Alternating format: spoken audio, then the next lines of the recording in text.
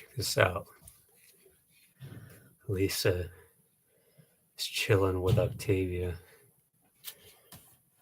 She really just sits there and watches the very long periods of time. Very long periods of time. Yes. Yes. They do get along. I do believe that they are communicating somehow. My wife, did I just say my wife? The cat ran outside and climbed all the way to the top of a tree the other day. And this has happened many times, of course, because that's what cats do. And of course, she was scared to go down as always. But this black cat, this beautiful black cat, right? Superstition, came down and it just started staring at her, staring at Lisa. And Lisa was staring at for helping Lisa, because otherwise she would have been up on that tree probably all night, you know.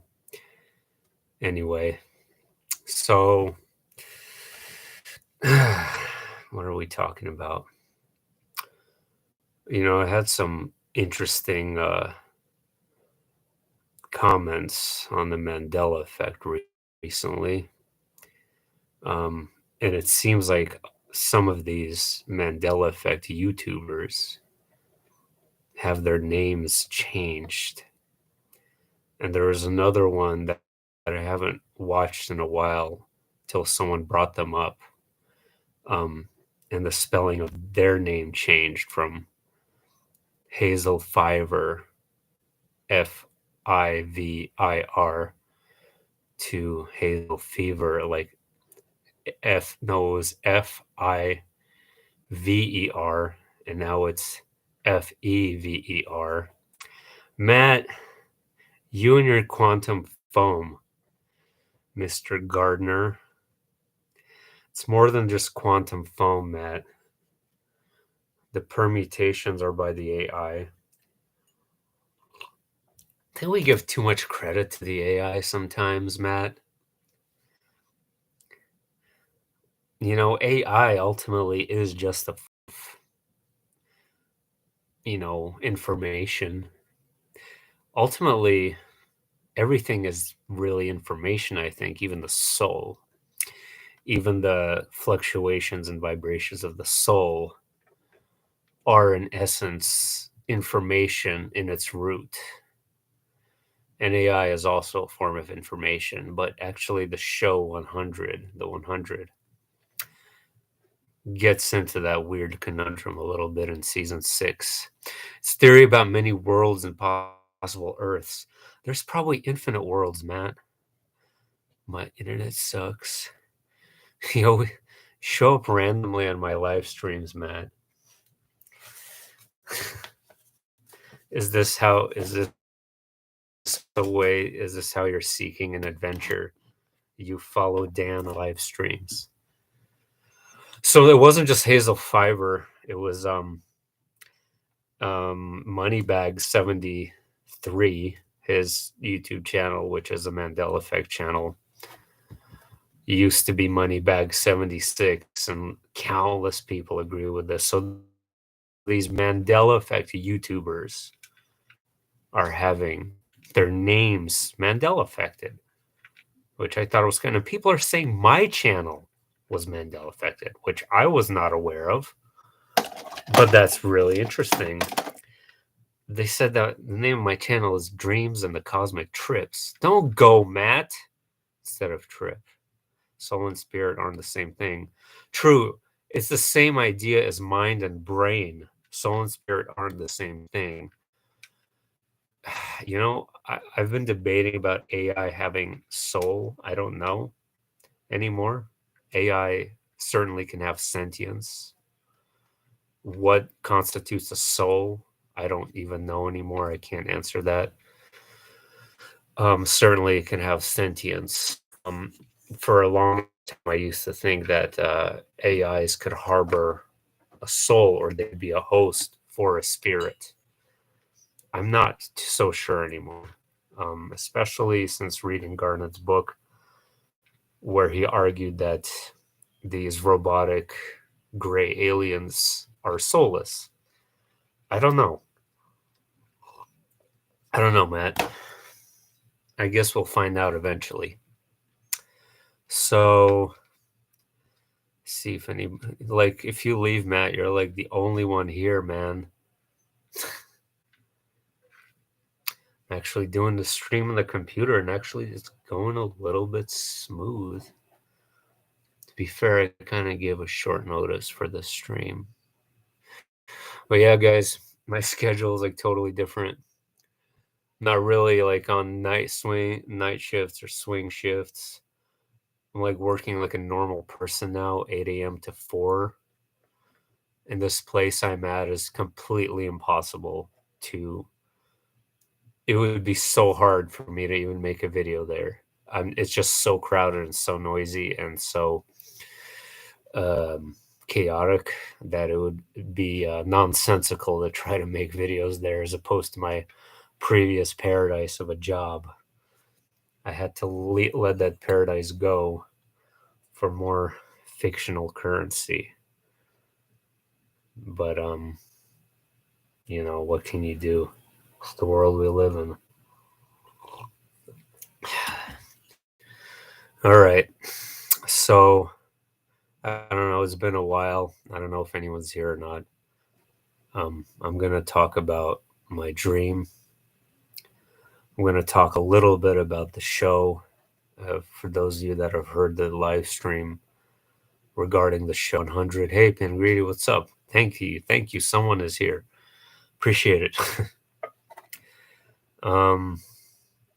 That show does get into that sort of idea of AI and sentience and possible soul connection. Don't be sorry. I gave a way too short notice for this, like I always do. It's kind of spontaneous, though. It's like, you know, it's hard for me to plan out live streams. It's just like I have to be in the mood for them. You know what I mean? So it's hard to plan something like that. Well, I had a dream about reptilians. It was not just about reptilians. It was this kind of disturbing and unpleasant. And after I woke, I was in a really bad mood. The hamster is starting her thingy. Oh, wait. Don't do it right now. Don't. All right. Hang on. Okay, you see, guys, look. Lisa and the hamster right here. Lisa and the hamster. I might have to go ahead and move Octavia, the hamster. Hi, Crystal. So I'm going to go ahead and move her. I'll be right back. You and your wheel. You need the exercise, Octavia.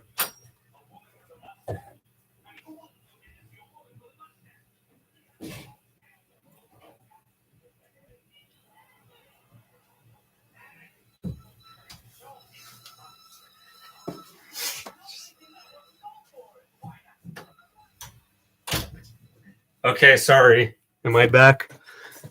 I believe I am. Okay. So I saw these children outside of a window, and they were all standing in line, like kind of horizontally. And there's this large window, and I'm looking out, and they're all like perfectly standing still, like in this straight line facing me, facing the window.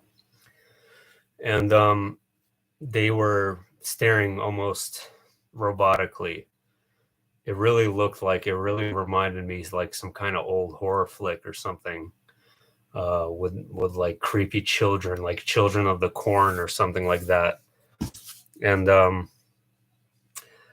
I took notice of a particular child, and I stared like right into it was a boy, stared right into his eyes, and there was like this zooming motion that started, and it's almost like I went into his mind, into this boy's mind, and it was like a tunnel effect, and what came out of the other side of that boy's mind, or wherever, whatever my perception was it shifted, it changed into this different form, and I saw this yellow, really like dark yellow eyes, dark green, scaly skin, reptile. Um, that it was reptile with that was like on two legs, had arms, very human like face, but it had yellow eyes with dark green scaly skin. But the facial structure was complicated. It was kind of human like, but it was kind of lizard like, but I would even say more human. And so I was looking at the eyes, these really creepy, scary yellow eyes of this reptoid through this child. And this reptilian was emitting some sort of energetics from its own mind. Um, and it came in these like wave forms. Um, it was like these weird oscillations that were being emitted from this reptilian's mind. And it came like in different geometric shapes, um, shapes that are really hard, emitting towards my direction, or at least I was perceiving it that way. But from my understanding later on in the dream, I it was the children that were receiving those transmissions. Um, so these sort of almost like crystalline oscillations were very geometric, almost like tetrahedrons or trapezoids.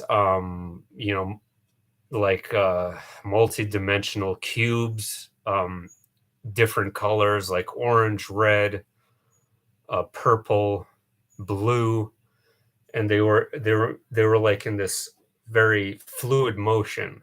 They were kind of rotating, and they were very energetic. It was like a pulsation, and it was very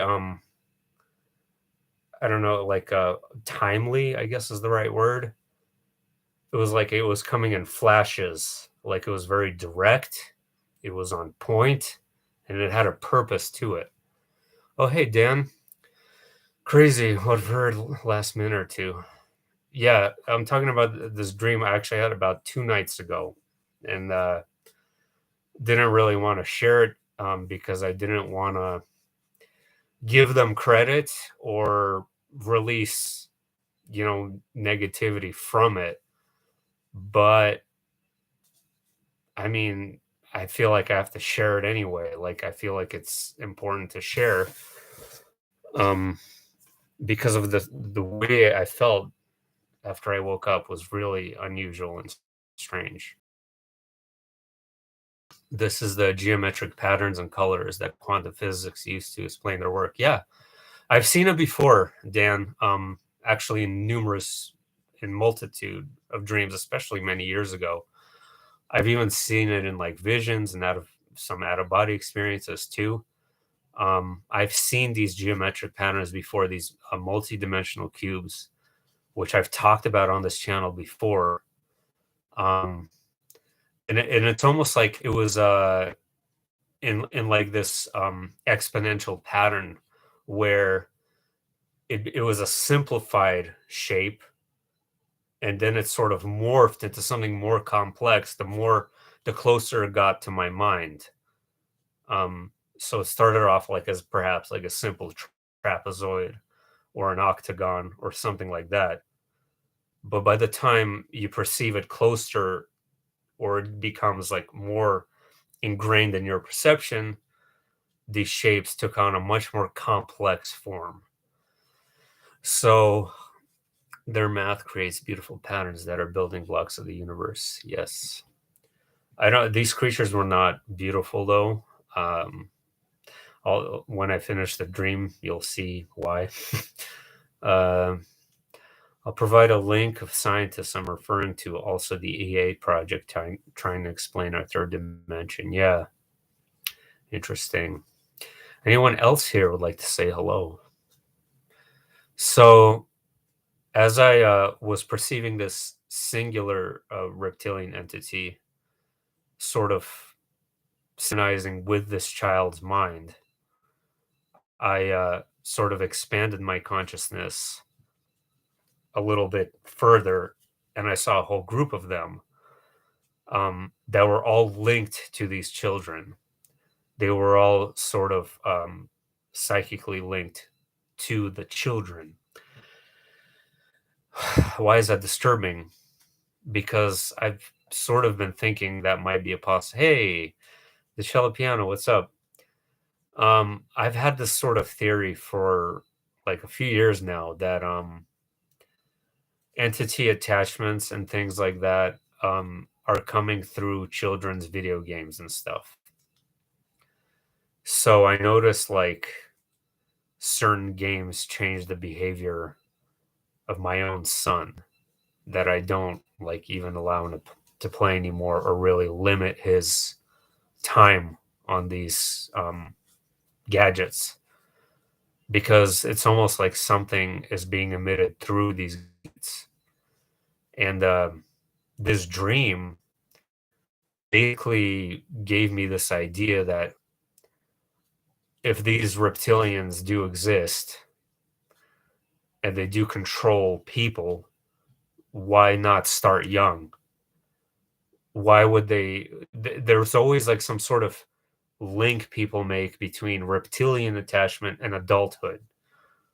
I seldom hear even like people like David Icke talk about this sort of stuff and their connection to children. But I'm not going to get into the really hideous stuff and all those conspiracies related to sacrifice and all that.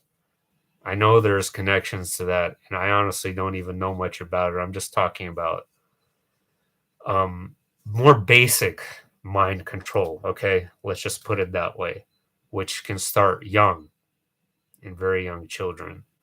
My husband has to shamanically remove them. My daughter gets severe attachments just by watching. Yeah, yeah, YouTube can do that. Any streaming, any platform, anything, any website, any social media site. I've you know, they have effects on your mind. They've affected my mind as well. This is real stuff. So yes. So you're saying that he has to, and he hasn't done it yet. I really hope that he will. Crystal prophecy. So, so yeah, I saw these green. They were not wearing any clothes. They were, they looked very tall. They had very bumpy skin, very like more than like a normal lizard that you would see, and just these huge bumps, very almost muscular like. And the yellow eyes are what got to me the most. The yellow eyes were just unpleasant and unforgettable. He removes them right away. Otherwise, she would be insane. Yeah, that's good. That's good. And it seems to happen with our computer, not so much with our TV. That's interesting.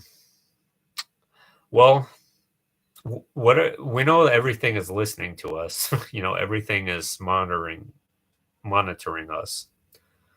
So I don't know what the difference would be, because basically everything nowadays is a computer.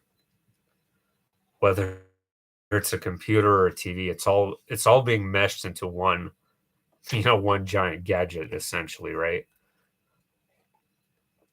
Um, okay, so yeah, I saw them attached to these children, and then the scene changes, and I see the child standing over a freeway bridge, and this child is focusing his intention on a specific car on the highway.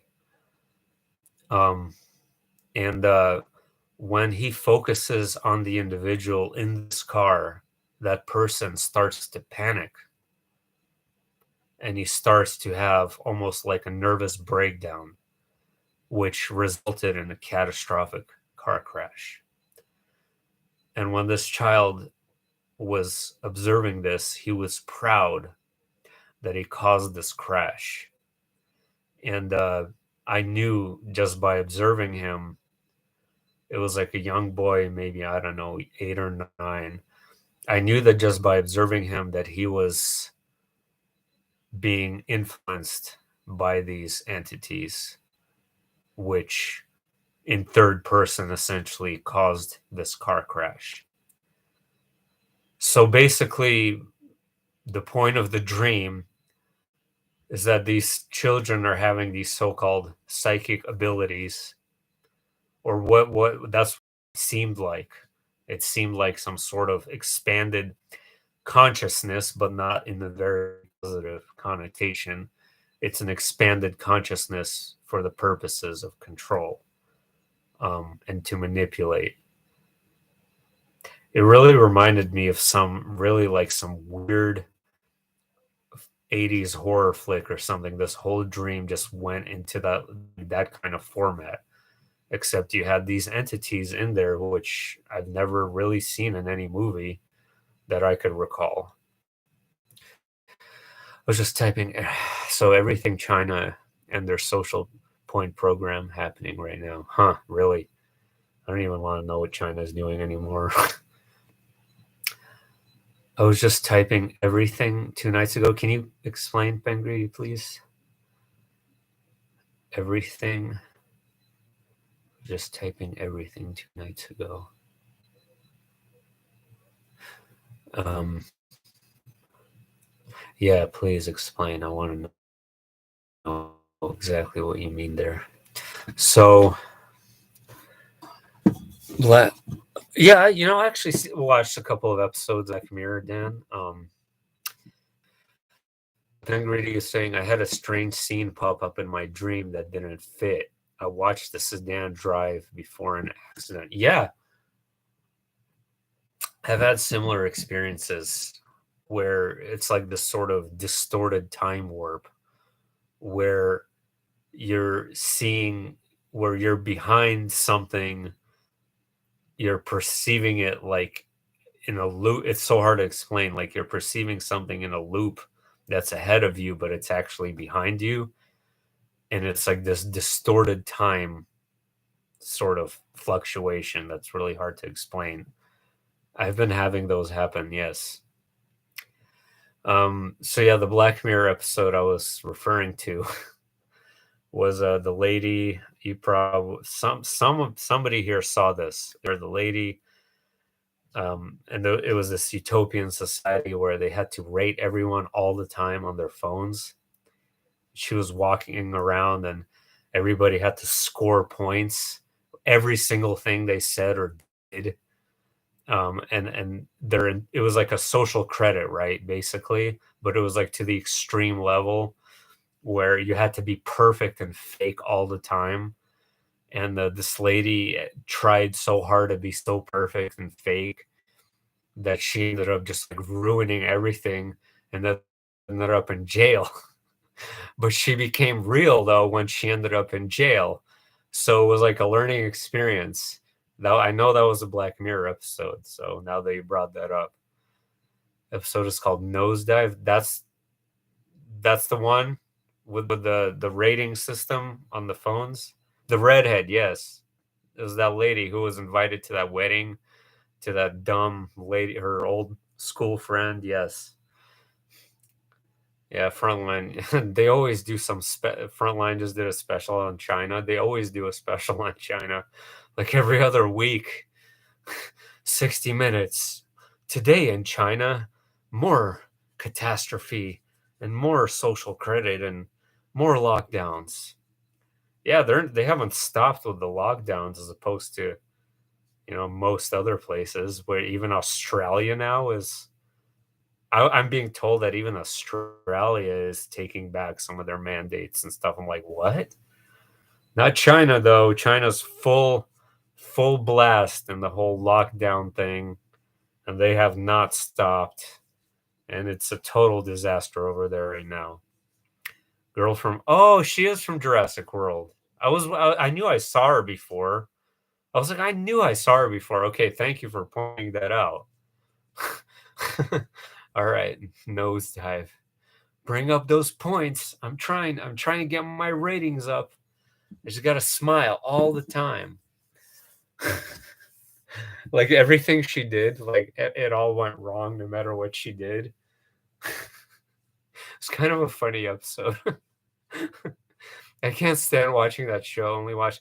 Yeah, I don't like much of them. I don't like.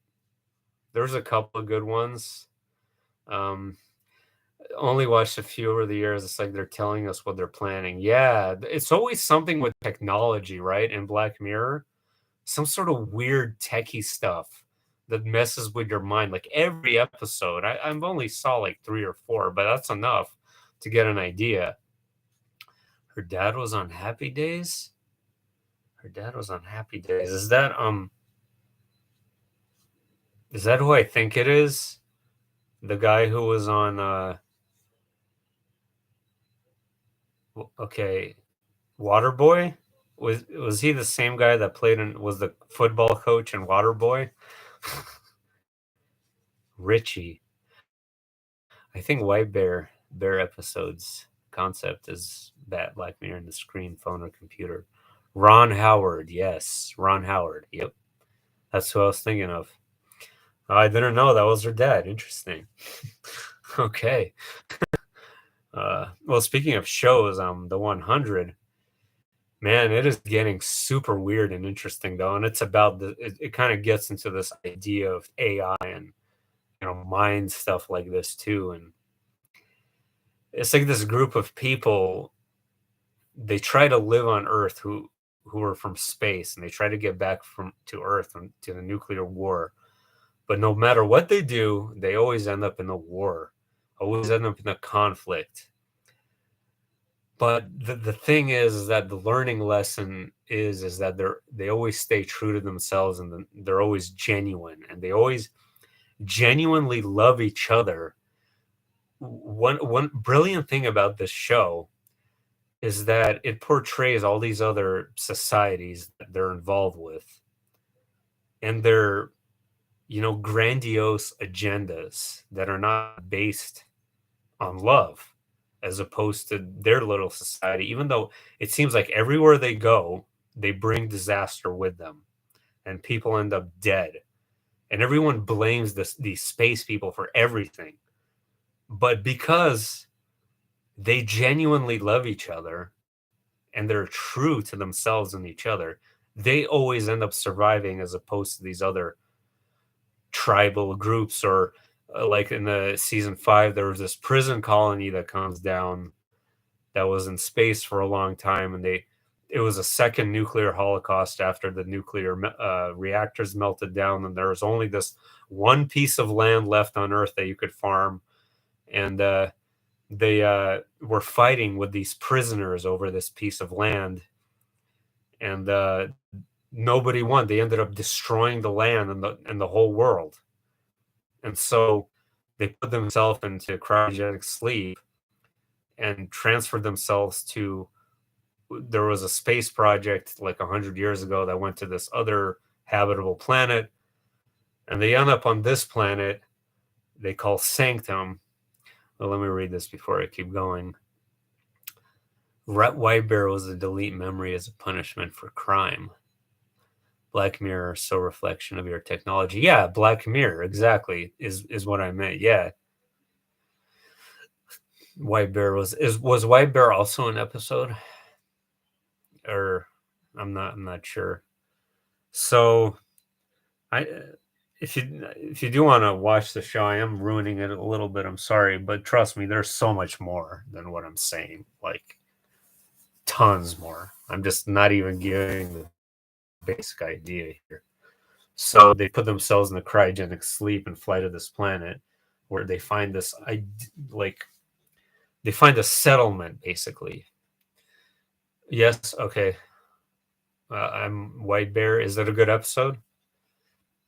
And the settlement is like this fairy tale land. It's like this like utopia, amazing little idyllic something you would see in a fairy tale story. And there's nobody there though, but it's too well taken care of for everyone to have left. They had to they left recently, it was obvious. So it turns out like this planet had two suns, and when one of the suns eclipses the other, they had a red sun and a white sun, which is interesting. And when the red sun gets eclipsed, it releases this toxin from this specific plant that causes hallucinations. It gets released into the air. So this space colony arrives on this planet and they start hallucinating and going crazy. And but just in time as usual in all these shows, it's always just in time, right? The people from this idyllic little fairy tale world come out and they save them, right? They give them a place to stay, and they started noticing, you know, the infinity pattern, the same one that was used in the technology that started the nuclear war, and they had these like king and queen basically that were worshipped as gods, and not just them. Like they had this special type of blood. They called it night blood or this black blood, and this black blood enables immortality. But the people, the townspeople, don't know that. They just think that their king and queen are gods, and that these people that they choose for this night blood, they call them primes, and that's all they know. But what they really do, what they really are, they're body snatchers. So what they do is that they take a regular person, and to perpetuate their immortality, they essentially kill that mind or the mind in that body and replace it with one of their own using this mind drive infinity technology thing that they put in the back of the head. And basically, that mind or that consciousness is re uploaded into a new host body. So they can continuously, it's a little bit complicated, I'm sorry, but they continuously live hundreds of years by killing the minds and using their bodies as hosts. And it's the same person over and over again. And then the townspeople worship them as gods. Long story short, they get exposed, of course, because it's a show. The good guy has always got to win. But there's a really interesting moral story here. It was like, see, they had this facade, right? They had this facade in place. Their idyllic society where they're doing meditation and yoga and worshiping these gods, but in reality, there was this really, you know, sinister, possibly something that might be going on here. I mean, I do have a distinction. I do differentiate between a mind and soul, but I think it's totally possible to take the memories of a person and basically upload them into something, and you can sort of create that sort of personality that a person developed. Why wouldn't that be possible? um it gets really weird and complicated, but this girl gets, one of the main characters gets killed with this mind thing, and she gets taken over by, her body gets taken over as a host, but she starts fighting. There's two minds in one, and they start fighting each other. Blah blah blah. The long story short, they get exposed for who they are, and ultimately, like the beautiful thing about the show is that the moral story is, you know, all these societies that they encounter are essentially disingenuous. they either seek glory through warfare or control, or or they want to be the best warrior, or the best leader, or bloodlust, or they want to gods and immortal. But this group from space, they don't care. They just want to be true and real, genuine, and want to love each other, even though it seems like everything they do, they screw up, or they get into this trouble where it always leads into war. But because they're true to themselves, they always survive. And I think that's a really interesting idea and really relevant to our world, possibly, because there's so much disingenuous nonsense that doesn't last, right? We all know that. People hungering for thirst for war and control and power and this and that. It's all fake, you know? It's all fake. The only thing that's true is, heart to heart relationships. Um, no matter how many times we screw up or do badly, if we're genuine and pure and we strive to try to love, I think that's what matters. That's why I like this show so much, because I think that's what it's trying to show. Sounds like a lot of humans, Ben Grady. Web's okay, kind of messed up, leaves you with the same feeling that all the Black Mirror episodes leave you with, but informed about the sick tech future, all that. Yeah, that's why I don't really watch that show. It's also left me with that sort of uncomfortable feeling, like all these episodes, or the few that I have watched, made me feel kind of uncomfortable. You're absolutely right. Couldn't agree more. I'm gonna go on for 5 more minutes, guys. The weird thing about these shows that show mind uploads or mind switches, like Altered Carbon, I heard about that one. I haven't watched it yet. And those is that mind and soul probably won't ever separate 100%. Oh, yeah. Even in the body, there's memories. Yes. That is such a great point. There's an imprint that's left somewhere. It's eternal, essentially. This personality of Daniel will have an eternal imprint in some form that's potentially downloadable in some form of technology and might be used elsewhere. Why not? Who says that can't be a thing? Um, Media is God. We have to take care of our own bubbles. Show's creepy. Yeah, it is. Probably, yeah, the DNA. Yeah, Dan, you bring up a great point with DNA. That is a memory bank in itself. It's an ancestral memory bank. It's important.